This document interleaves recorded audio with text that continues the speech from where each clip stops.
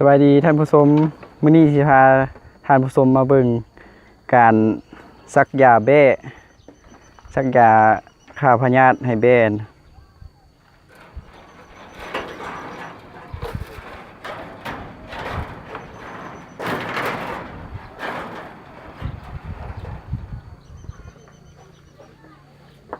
อันนี้สัตวแพทย์ของเฮา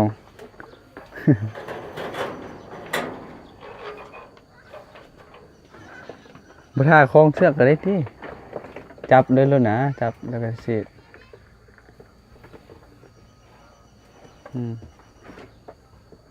อันนี้ยาไอเวอร์แมกตินนะยาไอเวอร์แมกยาฆ่าพยาธิ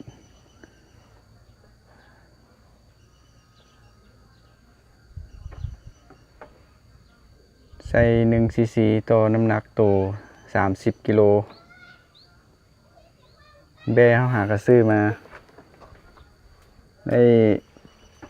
ยังบ่ทันฮอดเดือนหาก็ได้สักปลายวันตัวนี้สมาชิกใหม่นี่หาเขาเกิดมาใหม่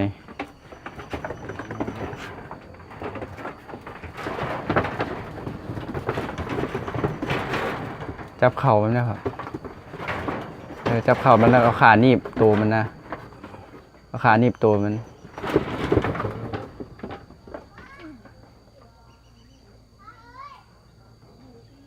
ซักเข้าลืบหนัง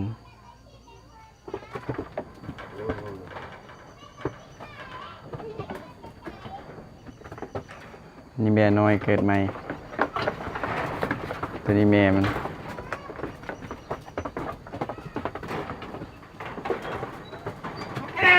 มันคันเลยมันจะคันในห้อง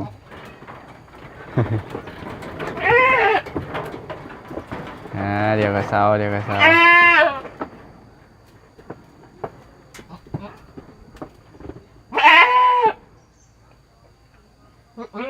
สมาชิกใหม่เป็นตัวแม่ตัวนี้นะอันนี้ตัวมักเทิกไงตัวนี้นะ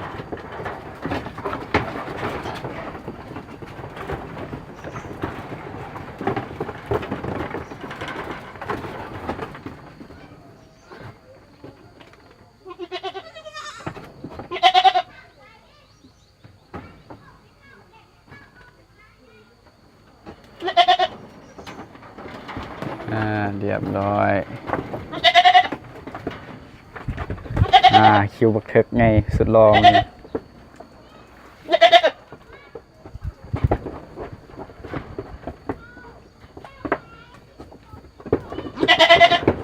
เป้เขาหักได้5 ตัวมีตัวผู้ตัวหนึ่งบ่มีเขาเนาะบ่แน่ใจว่ามันพันธุ์ใดเขาบ่มี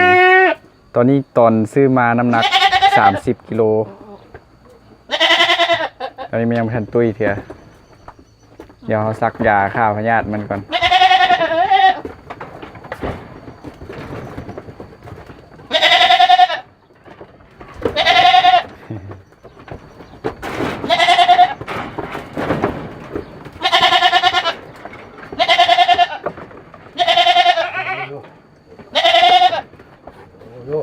ไม่อยากให้จับยังหันลึง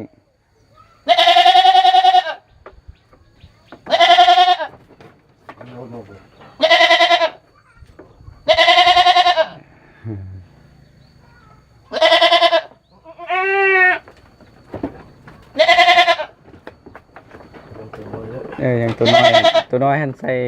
จากครึ่งซีซีก็พอน้ำหนัก7 กิโลไม่ใช่ฮอดครึ่งเลย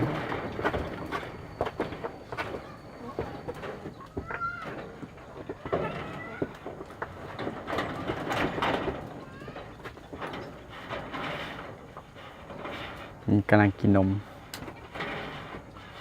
นี่ใหญ่ไวเลยเหรอตัวน้อยๆเนาะคือว่าขนเลื่อมดี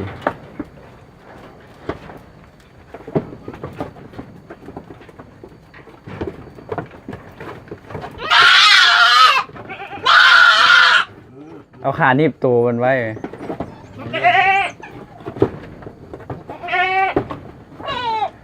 อันนี้มันคัน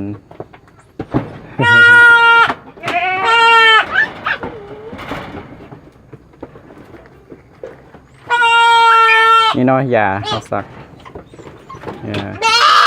ไอเบอร์แม็กอย่ากระเซา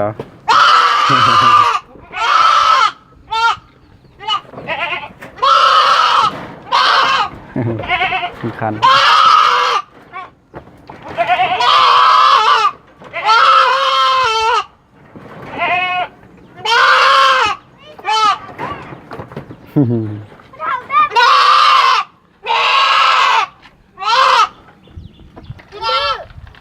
ผู้ใดดื้อก็ชักเลยเนาะ นี่ทานผสม จับตัวแม่ไหนมาเท่า ทานผสมมาเบิ่งสักแว่ ให้สุดท้ายก่อน บายบายกล้องได้บายบายนะบายบายนะบายบายบายบาย เห็นบ้าหัวพวกเขาอ่ะ เห็นเห็นดิ สายเบิ้ง เด้เด้เด้บอเห็นแล้วเดี๋ยว